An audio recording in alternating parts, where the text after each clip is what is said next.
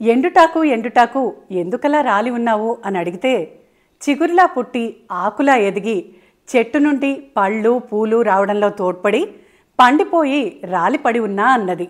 ఇంక నువ్వు వేస్టా అని అడిగితే ఒక చిరుమందహాసం ఇచ్చింది.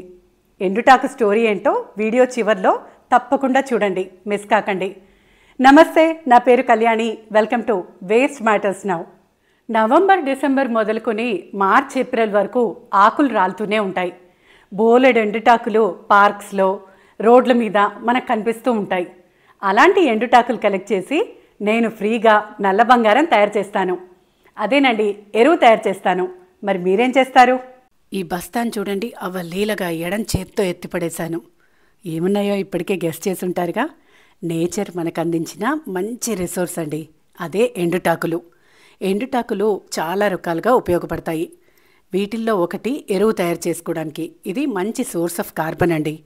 ఈ ఎండుటాకులను ఉపయోగించి మన ఇంట్లో రోజు వంట చేశాక మిగిలిన పళ్ళు కూరగాయ చెక్కులతో ఎంచక్కా ఎరువు తయారు చేసేసుకోవచ్చు, అది కూడా ఫ్రీగా.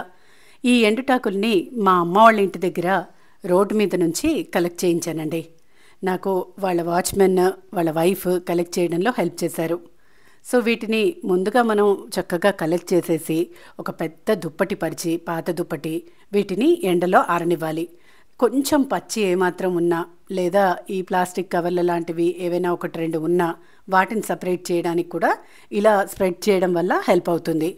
మంచి పెళపెళ ఎండలో, ఇప్పుడు ఆల్రెడీ మనకి 10-10:30 నుంచే మంచి ఎండ వచ్చేస్తుంది. ఒక్క 2-3 గంటలు వదిలేశారంటే మనం ఏడాది పొడుగునా వీటిని స్టోర్ చేసి పెట్టుకోవచ్చు.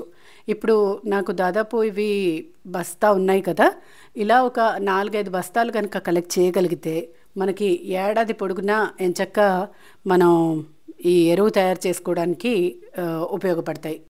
ముందుగా ఇలా ఒక పాత బకెట్ చిల్లులు పెట్టింది తీసేసుకుని దానిలో ఒక 2-3 ఇంచులు థిక్ లేయర్ ఆఫ్ ఈ ఎండుటాకులు వేసేసేయండి. వేశాక కొంచెం మట్టి వేయడం వల్ల మైక్రోబియల్ యాక్టివిటీ అనేది పెరుగుతుంది. అంటే అవి విచ్ఛిన్నం కావడంలో చాలా హెల్ప్ చేస్తుంది మట్టి. ఆ తర్వాత కూరగాయ చెక్కులు, పళ్ళ చెక్కులు ఇలా ఒక లేయర్ వేసి మళ్ళీ ఎండుటాకులు వేయాలి. మీరు గుర్తుపెట్టుకోవాల్సిందల్లా కూరగాయ చెక్కుల్లో పళ్ళ చెక్కుల్లో ఉండే నత్రజనికి కార్బన్ శాతం 5-10 రెట్లు ఉండాలి. అంటే ఎంత ఎక్కువ ఎండుటాకులు వేస్తే అంత మంచిదండి, అంత త్వరగా ఎరువైపోతుంది. నేను కొంచెం కొంచెం లేయర్ వైజ్ వేస్తున్నాను. ఆ తర్వాత ప్రాసెస్ జరిగేదాన్ని బట్టి ఎక్కువ ఎండుటాకుల్ని యాడ్ చేస్తూ వెళ్తానన్నమాట. బయో ఎంజైమ్ చేసే వాళ్ళకి ఇది ఒక పెద్ద అడ్వాంటేజ్ అండి. ఏంటంటే మనం బయో ఎంజైమ్ని ఫిల్టర్ చేసినప్పుడు మిగిలిన పళ్ళు, కూరగాయ తొక్కులు, ఇలాంటి హెర్బల్ లీవ్స్, అలోవెరా, తులసి ఏవైనా కావచ్చు, వాటిని మళ్ళీ మనం ఆ జ్యూస్ అంతా అంటే లిక్విడ్ అంతా పిండేసి ఇలా కంపోస్ట్ బిన్లో వేయడం వల్ల కంపోస్ట్ క్వాలిటీ, మంచి క్వాలిటీ తయారవ్వడమే కాదు, అది త్వరగా అవ్వడంలో కూడా హెల్ప్ చేస్తుంది. సో 2 రకాల మనకి ఉపయోగమే కదా. మనకి కావాల్సిన క్లీనింగ్ లిక్విడ్ రెడీ ఉంటుంది. ఆ తర్వాత ఇలా ఎంచక్కా కంపోస్ట్కి కావాల్సిన యాక్టివేటర్గా కూడా ఇది పనిచేస్తుంది. ఇంకొంచెం ముక్కల్ని నేను మరో బ్యాచ్ బయో ఎంజైమ్ కోసం పక్కకు తీసి పెట్టేసుకుంటున్నాను. సో ఇలా బయో ఎంజైమ్ కంపోస్ట్ చేయడం వల్ల ఎన్ని ఉపయోగాలండి. మన ఇంటి నుంచి ఒక్క రవ్వ కూడా వెట్ వేస్ట్ బయటికి వెళ్ళే అవకాశమే లేదు. సో మరి మన ద్వారా ఈ పెద్ద పెద్ద ల్యాండ్ ఫిల్స్ తయారవ్వకుండా కొంత శాతమైనా మనం ప్రతి ఒక్కళ్ళం కాన్షియస్గా ట్రై చేస్తే డెఫినెట్గా యూజ్ ఉంటుంది. ఒక్క చుక్క నీళ్లు అక్కడక్కడ జల్లండి.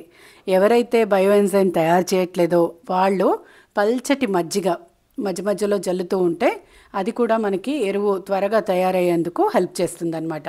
మిగిలిన ఆకులన్నిటినీ నేను మరో 2 బకెట్లలో ఇలా స్టోర్ చేసి పెట్టేసుకుంటున్నాను. సో ఇలా మాకు ఎక్కడ దొరికినా, అంటే పార్కులో ఉండొచ్చు, పెద్ద పెద్ద చెట్లున్న చోట ఉండొచ్చు, మీకు గార్డెన్ ఉంటే మీ గార్డెన్లో అయినా అయి ఉండొచ్చు. నాకు 2 బకెట్లు పెద్ద పెద్ద బకెట్స్లో ఇవి కలెక్ట్ అయ్యాయండి. నేను మధ్యలో ఈ ఎరువు తయారు చేసింది పెట్టేసి పైన కింద ఎండుటాకుల బకెట్ని పెట్టేస్తున్నాను. ఇలా చేయడం వల్ల ఏదైనా కొంచెం ఆ కూరగాయ చెక్కల నుంచి వచ్చే అవి కుళ్ళినప్పుడు వచ్చే ద్రవం లాంటిది ఉంటే మళ్ళీ ఆకుల్లోకి చేరుతుంది. ఇది సెకండ్ డే అండి. ప్రతిరోజు కూడా మీరు కొత్త కూరగాయ ముక్కలు వేసేటప్పుడు కింద లేయర్ని ఒక్కసారి కలపండి. ఒక కర్ర చెక్క పెట్టుకునైనా కలపచ్చు. నేను డైరెక్ట్ చేత్తోనే కలిపేస్తున్నాను. సో ఇలా పైకి కిందకి అవ్వడం వల్ల ఏరేషన్ అంటే గాలి అనేది అన్నిటికీ చక్కగా తగులుతుంది. ఆ సూక్ష్మ క్రిములు పెరగడానికి మంచి అట్మాస్ఫియర్ మనం క్రియేట్ చేసిన వాళ్ళం అవుతాం అన్నమాట. సో ఇదొకటి గుర్తుపెట్టుకోండి. ఎప్పుడు మీరు కొత్త బ్యాచ్ యాడ్ చేసినా పైది కిందకి కిందది పైకి కలిపినట్టు చేసేసేయండి. సో మళ్ళీ ఫైనల్ లేయర్ ఎప్పుడు కూడా గుర్తుంది కదా, ఎండుటాకులతోనే అంటే బ్రౌన్స్తోనే మనం కప్పేస్తామన్నమాట. అలా మీరు కప్పేస్తే సరిపోతుంది. మీలో ఎంతమందికి ఇలా ఎండుటాకులు కలెక్ట్ చేసి ఎరువు చేసే అలవాటు ఉందో ఇక్కడ కమెంట్ సెక్షన్లో తప్పకుండా తెలియజేయండి. ఇంతకీ ఈ ఆకులు ఏంటో గుర్తుపట్టారా? కానుగ చెట్టు ఆకులండి. కానుగ చెట్టు పూలు, ఆకులు, తర్వాత వాటి పుల్లల్ని కూడా మన వేప పుల్లల్లాగా దంతధావనానికి అంటే టూత్ బ్రష్ లాగా కూడా ఉపయోగిస్తారనమాట. అంతేకాకుండా ఇవి ఎరువుకి చాలా మంచి రిసోర్స్. వేప చెట్టు ఉన్నవాళ్ళు కూడా అది చాలా మంచి ఎరువు అవుతుంది వేపాకులు వేస్తే కనుక. ఇది అది అని లేదండి, ఎండుటాకులు ఏవైనా కానీ వేసేసేయచ్చు. సో మీ గార్డెన్ కటింగ్స్ కూడా వేసి ఎరువు తయారు చేసుకోవచ్చు. వాటిని మళ్ళీ యథావిధిగా 3 బకెట్స్ని ఒకదాని మీద ఒకటి పెట్టేస్తున్నాను. సో ఇదే పని అండి, ప్రతిరోజు మనం ఒక లేయర్ గ్రీన్స్ అంటే మన ఇంట్లోంచి వచ్చిన కూరగాయ పళ్ళ చెక్కులు వేయడం, డ్రై అంటే కంపోస్ట్ పైల్ మీకు డ్రైగా అనిపిస్తే అక్కడక్కడ కొంచెం పుల్లటి మజ్జిగ కానీ నీళ్లు కానీ జల్లడం, ఆ తర్వాత అంతా కలిపేసి పైనుంచి బ్రౌన్స్ అంటే మన ఆకుల్ని పైన లేయర్గా వేసేసేయడం. ఇదేనండి మన ప్రతిరోజు కార్యక్రమం. ఇలా చేస్తూ వెళ్తే మనకి 45 డేస్ నుంచి 2 మంత్స్ లోపల చక్కగా మంచి నల్ల బంగారం తయారైపోతుంది. మరి ఇంకెందుకు ఆలస్యం, వెంటనే ఓ గోతం పట్టుకెళ్ళండి, ఎండుటాకుల్ని కలెక్ట్ చేసేయండి. మీకు ఎండుటాకు స్టోరీ చెప్తా అన్నాను కదా, సత్యసాయి సంస్థ వాళ్ళది పిల్లల కోసం చేసిన స్టోరీస్ ఒకటి ఇంటర్నెట్లో నాకు కనిపించింది. చాలా ఇంట్రెస్టింగ్గా అనిపించింది.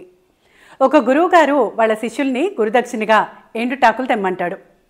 ఎండుటాకులు చాలా అస్సలు విలువలేనివి కదా, ఎంత ఈజీ టాస్క్ అనుకుని వాళ్ళు అడవికి వెళ్తారు. అక్కడ ఒక కుప్పలాగా ఎండుటాకులు పోసుంటాయి. అయితే అవి తీసుకోబోతుంటే ఒక ఆవిడ, బాబు అవి నేను ఇంటికి తీసుకెళ్ళడానికి పెట్టుకున్నాను, చలి కాచుకోవడానికి మా పిల్లలకి వేడి నీళ్ళు పెట్టి ఇవ్వడానికి కావాలవి అంటుంది. మరో చోట ఇంకో లేడీ అలాగే ఎండుటాకులు కలెక్ట్ చేస్తూ ఉంటుంది. ఆవిడ, మా ఆయన దీంతో రకరకాల మందులు తయారు చేస్తాడు అని చెప్తుంది. ఇంకో చోట కొంతమంది వెడల్పాటి పెద్ద పెద్ద ఎండుటాకులు కలెక్ట్ చేస్తారు, వాటితో విస్తళ్ళు తయారు చేసి మాకు జీవనాధారం అని చెప్తారు. ఇక వాళ్ళు ఒక చిన్న స్ట్రీమ్ ఒకటి, చిన్న కాలువ లాంటిది పారుతూ ఉంటే అక్కడ ఎండుటాకు ఉంటే, అబ్బా ఇదైతే ఎవరికి అవసరం లేదని అది తీసుకోపోతూ ఉంటే దాని మీద 2 చీమలు ఉంటాయి.